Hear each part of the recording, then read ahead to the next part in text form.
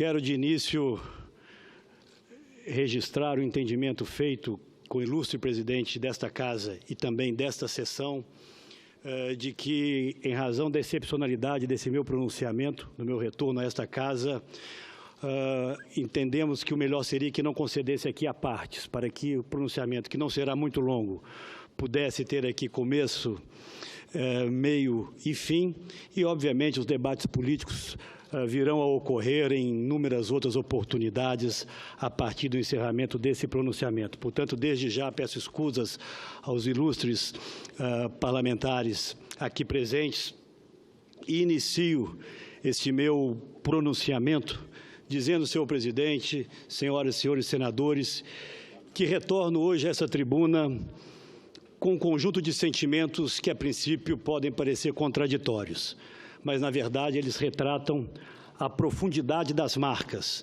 que o episódio de meu afastamento do mandato, que me foi conferido por mais de 7 milhões de mineiros, deixou não apenas em mim, mas em minha família e, acredito, em todos aqueles que, sem julgamentos apressados, acompanham meus mais de 30 anos de vida pública, sempre exercida com seriedade e responsabilidade.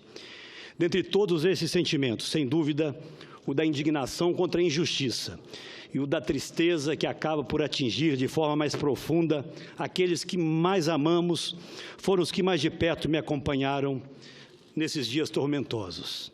Mas estejam certos, senhoras e senhores, em nenhum instante, em absolutamente nenhum instante, perdi a serenidade e o equilíbrio próprios daqueles que sabem a exata extensão de seus atos e a correção da sua conduta. Senhoras, senhores senadores, ilustres colegas, não cheguei ontem na vida pública. Nessas últimas semanas, deixei-me embalar por certa nostalgia e permiti, senador Serra, que me visitasse a memória e a alma o jovem militante que andou por cada canto desse país, participando e organizando as grandes manifestações pelas eleições diretas.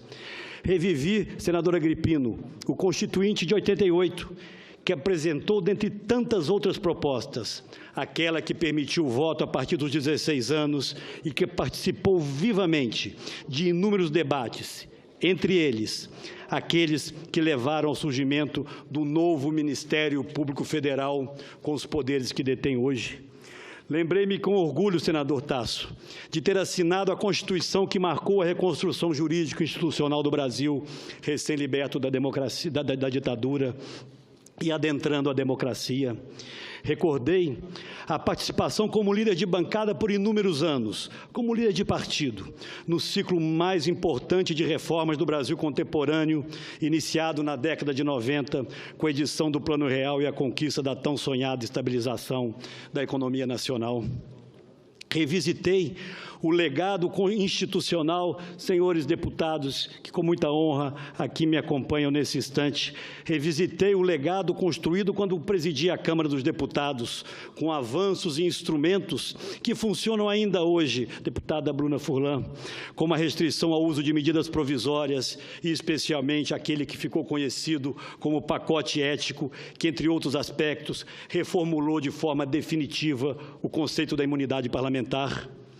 Também, presidente Cássio, estiveram comigo por esses tempos as razões de responsabilidade que me guiaram como governador do meu estado, senadora Anastasia, e colocaram Minas como referência de inovação e governança pública, segundo os mais rigorosos requisitos das mais respeitadas instituições globais. Poucas vezes, aliás, pude sentir tão concretamente o valor da boa política. Ao fim de alçamos Minas a condição de oferecer a melhor educação básica do país e o mais eficiente sistema de atendimento à saúde de toda a região sudeste, sempre mantendo durante todos aqueles anos um crescimento acima da média nacional. Foi com esta trajetória, com o enfrentamento e a superação de desafios dessa dimensão, deputado Miro Teixeira, que cheguei ao Senado Federal e Vossa Excelência acompanhou de perto essa minha trajetória. Aqui, e muitos dos senhores e das senhoras são testemunhas, sempre atuei na defesa do interesse público, na preservação do patrimônio dos brasileiros, na correção de injustiças que impedem o Brasil de alcançar a condição a que tem direito. Apresentei e relatei inúmeros projetos que buscavam e buscam dar mais transparência e controle às ações públicas para protegê-las da predação por interesses espúrios. No Executivo ou no Legislativo, busquei sempre estar ao lado das boas causas, dos interesses dos que mais precisam, dos avanços que nos permitam alcançar um novo patamar de desenvolvimento, seja ele econômico ou social, sempre respeitando a ética e honrando cada um dos votos que recebi, senador Renan, nas minhas quase 10 eleições disputadas. Senhoras e senhores senadores, brasileiros que nos acompanham nesse instante, retorno ao tema central que me traz hoje a esta tribuna. Não me furtarei de reiterar aqui aquilo que venho afirmando ao longo de todas essas últimas longas semanas. Senhoras, senhores parlamentares, brasileiros e brasileiras, não cometi crime algum, não aceitei recursos de origem ilícita, não ofereci ou prometi vantagens indevidas a quem quer que fosse e tampouco atuei para obstruir a ação da justiça, como me acusaram. Fui, sim, vítima de uma armadilha, engendrada e executada por um criminoso confesso de mais de 200 crimes, cujas penas somadas ultrapassariam mais de 2.000 anos de cadeia. Procurei, sim, esse cidadão, cuja face delinquente o Brasil ainda não conhecia, e por meio de minha irmã, reitero, ofereci a ele a compra de um apartamento de propriedade de minha família e que já havia sido oferecido a pelo menos outros 4 empresários brasileiros. Essa venda, sim, me ajudaria a arcar com as novas despesas que passei a ter com advogados. E o procurei, repito aqui, porque tenho que me desfazer de parcela do meu patrimônio familiar, exatamente porque não obtive, jamais, em tempo algum, vantagens financeiras através da política. E os que me conhecem, e aqui não são poucos, sabem muito bem disso. Foi desse cidadão, já em suas tratativas de delação, cujos benefícios, senhoras e senhores, assombram e enchem de indignação a maior parte dos brasileiros. A iniciativa de propor o empréstimo que seria devidamente regularizado e pago não fosse outra a intenção do criminoso. Não houve, ressalto, envolvimento de dinheiro público e muito menos qualquer contrapartida, como as próprias gravações demonstram, e ficará cabalmente provado perante a Justiça. Tratou-se, portanto, de um negócio entre pessoas privadas. E é de se questionar, não fujo do tema, uma vez mais, como alguém pode pagar aquilo que se estabeleceu chamar de propina sem que tenha recebido qualquer benefício ou tenha qualquer expectativa de recebê-lo? Nem mesmo os delatores, senhoras e senhores, apontam quais favores lhe teriam sido prestados, mas isso passou a ser irrelevante. Muito pelo contrário, o delator Ricardo Saúde, executivo desse conjunto de empresas, afirma de forma clara em um de seus depoimentos, e abro aspas para ele: ele, o Aécio, nunca fez nada por nós, fecho aspas. Pois bem, tudo isso terá o seu tempo e o local próprio para que seja definitivamente provado. Mas eu quero dessa tribuna, senador Vicentinho, senhoras e senhores senadores, senador Requião, dizer que eu errei e assumo aqui esse erro. Em primeiro lugar, por me deixar envolver nessa trama ardilosa, e principalmente ao permitir que meus familiares servissem de massa de manobra para atender aos propósitos espúrios daqueles que, por absoluta ausência de caráter, não se constrangerem em submeter a honra e a vida de pessoas de bem a seus nefastos interesses. Errei também, e por isso já me desculpei, ao me permitir utilizar, mesmo em conversa que deveria ser privada, vocabulário que não me é comum, como sabem aquele senador Paulo Bauer que comigo convivem diariamente. Mas retorno, ilustres colegas, ao ponto central que levou a Procuradoria-Geral da República a pedir o meu afastamento do mandato de senador. Na verdade, foram 3 as principais acusações, e aqui vou enumerá-las.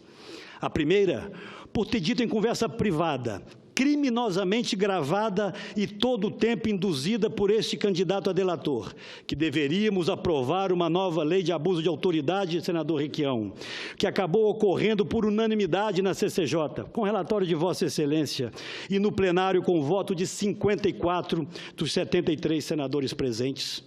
Em segundo lugar, porque fiz nessa mesma conversa que julgava privada, referência à minha visão de que a proposta de criminalização daquilo que se chamou Caixa 2, com a definição de novas e mais graves penas, deveria ser aprovada como propunha o próprio Ministério Público no conjunto das chamadas 10 medidas, mas seus efeitos só poderiam, na minha avaliação, vigorar após essa aprovação. Nada mais do que a legítima opinião de um parlamentar no livre exercício de seu mandato. E, por fim, acusaram-me pelas críticas que fiz em privado ao funcionamento de determinadas áreas do governo. Pois bem, senhoras e senhores senadores, esse conjunto de manifestações foi interpretado como tentativa de obstrução de justiça. Nada mais distante da realidade. Aliás, muito pelo contrário. O Brasil, e o senhor, senador Fernando Bezerra Coelho sabe disso, é testemunha das inúmeras vezes em que, como presidente do PSDB, levantei minha voz em defesa da Operação Lava Jato e das instituições que a conduzem. Essa sempre foi a posição, não apenas minha, mas de todo o meu partido. Jamais interferi em nenhum órgão envolvido nas investigações, embora entenda que existam reparos a serem feitos à atuação de alguns de seus membros. No dia em que não pudermos mais exercer o direito ao contraditório, teremos perdido o essencial, a liberdade que cada um tem de se expressar e exercer seus legítimos direitos. Em especial, e chama atenção para esse ponto, em relação a nós parlamentares, senador Raimundo Lira, é a Constituição Federal, em seu artigo 53, que assegura a imunidade por palavras, opiniões e votos. E não os assegura, é sempre bom destacar, como um privilégio de uma casta, mas para garantir que o mandato emanado do soberano voto popular não seja ameaçado. E também para que não se ponha em risco a separação, a harmonia e a independência entre os poderes e tampouco se permita constranger o exercício do mandato parlamentar. Deputado Pestana, foi o ilustre ministro Marco Aurélio, do Supremo Tribunal Federal, que em sua decisão tratou de trazer luzes àquilo que diz a Constituição. Coube a ele demonstrar com clareza didática que medidas cautelares como o afastamento do mandato de um senador da República ou de um deputado federal representam grave violação de preceitos constitucionais. Reproduzo aqui alguns trechos que julgo devam ficar registrados nos anais desta Casa. Abro aspas para o ilustre ministro. O afastamento do exercício do mandato implica esvaziamento irreparável e irreversível da representação democrática conferida pelo voto popular. O judiciário não pode substituir-se ao legislativo, muito menos em ato de força, a conflitar com a harmonia e a independência dos poderes. E continua o ministro. À sociedade, e não apenas ao agravante, importa a preservação do interesse primário, a rigidez das instituições democráticas, a respeitabilidade à Constituição Federal e não a feitura de justiça a ferro e fogo, a tomada de providência extrema, o justiçamento. Continua o ministro. A história é impiedosa, considerados os atos de força que, em última análise, provocam consequências imprevisíveis. E vai além o ministro. Em quadro de abandono a princípios, de perda de parâmetros e de inversão de valores, de escândalos de toda ordem, cumpre ser fiel aos ditames constitucionais e legais, sob pena de imperar o descontrole institucional com risco à própria democracia. Quando, ensina ainda o ministro Marco Aurélio, o direito deixa de ser observado e por tribunal situado no ápice da pirâmide do judiciário, o Supremo, vinga o nefasto critério da força e tudo, absolutamente tudo, pode acontecer. Fecho aspas. Trata-se, destaco mais uma vez, de peça jurídica histórica que sempre servirá para defender não a um parlamentar individualmente, mas as instituições. servirá para assegurar a separação entre os poderes, o livre exercício do mandato parlamentar, a defesa dos direitos individuais e, sobretudo, senador Eunício Oliveira, presidente desta Casa, o respeito à Constituição. Não serve apenas a mim ou aos meus 80 colegas senadores ou aos 513 deputados, serve à história. Senhoras, senhores senadores, fui condenado previamente sem nenhuma chance de defesa. Tentaram execrar-me junto à opinião pública. Fui vítima da manipulação de alguns, da má-fé de muitos e, sobretudo, de julgamentos apressados, alguns feitos aqui mesmo nesta casa, por alguns poucos que parecem não se preocupar com a preservação dos direitos individuais e com o primado da nossa Constituição. Mas não carrego mágoas, não carrego ressentimentos. Olho para frente. Trabalho para construir o futuro, jamais para desfazer o passado. Assistimos hoje, na verdade, a uma enorme disputa que pode acabar por fazer com que algumas instituições do Estado brasileiro prevaleçam sobre as outras. E isso não pode ocorrer, senador Cidinho. Só o equilíbrio interessa a uma sociedade sadia. O papel de investigar, de apontar erros, de puni-los, é fundamental para o aprimoramento das nossas instituições, mas não pode ser feito ao arrepio do nosso ordenamento jurídico. O país vive, sim, um importante e inédito acerto de contas com a sociedade e com o mundo político. E temos que estar preparados para ele, separando o que é crime daquilo que não é, separando condutas ilícitas daquilo que é simplesmente atividade política. Misturar tudo e todos só interessa aos que não querem mudança alguma. Senhoras e senhores, ilustres colegas, parlamentares federais que da casa vizinha vêm aqui acompanhar esse meu pronunciamento, e a todos meu mais profundo e sincero agradecimento. É com espírito altivo e com absoluta serenidade que retorno hoje a esta casa, a esta que é também a minha casa, senador e ministro Aloysio Nunes. Que alegria poder tê-lo aqui hoje. Meu retorno se dá única e exclusivamente pela estrita observância da lei, pelo respeito a direitos assegurados e pelo que determina a nossa Constituição.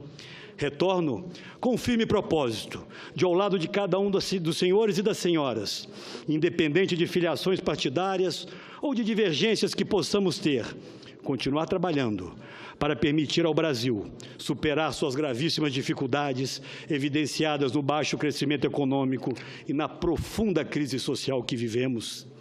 Quero aqui reafirmar, nesse instante, meu compromisso e minha crença na necessidade de continuarmos avançando em uma ousada agenda de reformas que, aliás, foi a razão do apoio do PSDB ao governo do presidente Michel Temer. Fui eu, inclusive, quem, na condição de presidente do partido e credenciado por cada um dos meus companheiros, condicionou o nosso apoio ao cumprimento dessa agenda que devemos reconhecer, apesar de todas as adversidades, continua sendo liderada pelo presidente. Nosso compromisso sempre foi com a transformação do país e não devemos abandoná-lo. Faço questão aqui nesse instante de fazer a minha mais sincera e profunda homenagem ao senador Tasso Gereissati, pela forma equilibrada, serena e, sobretudo, democrática com que está conduzindo o partido desde a minha licença. O PSDB se orgulha e se orgulha muito de, ao longo de toda a sua história, ter colocado sempre os interesses do país acima de eventuais interesses eleitorais. Essa é a nossa marca e dela não devemos jamais abrir mão. Neste pouco mais de um ano do novo governo, o Brasil conseguiu avanços extremamente importantes, como a queda da inflação, o corte da taxa de juros, o reequilíbrio das contas externas, o fim da recessão, a aprovação de projetos extremamente importantes para o futuro do país, como o que estabelece o teto dos gastos públicos e a implementação da sempre adiada reforma do ensino médio, senador José Agripino, para ficar em alguns poucos temas. Para tão pouco espaço de tempo, devemos reconhecer, foram conquistas relevantes e que precisam ter continuidade, pois convivemos ainda, essa é a nossa mais amarga realidade, com um contingente de 14 milhões de desempregados e com degradantes indicadores sociais. Os nossos desafios estão em todas as áreas e precisamos enfrentá-los, sobretudo aqueles que atingem os mais desprotegidos. Aproveito esta tribuna para de público apelar ao governo para que reconsidere, se realmente verdadeira for, a decisão de não conceder reajuste ao Bolsa Família. Todo esforço deve ser feito no sentido de garantir o poder aquisitivo desses benefícios e, sempre que possível, prover-lhes ganhos reais. Senhoras e senhores, agradecendo a presença de cada um dos ilustres senadores e parlamentares nesse plenário, a cada um que nos acompanha nesse instante, encerro este meu pronunciamento com a constatação, que acredito seja de todos, de que as maiores vítimas de toda essa crise, presidente Eunício, porque passa o Brasil, são aqueles brasileiros que menos têm e mais precisam do apoio do Estado.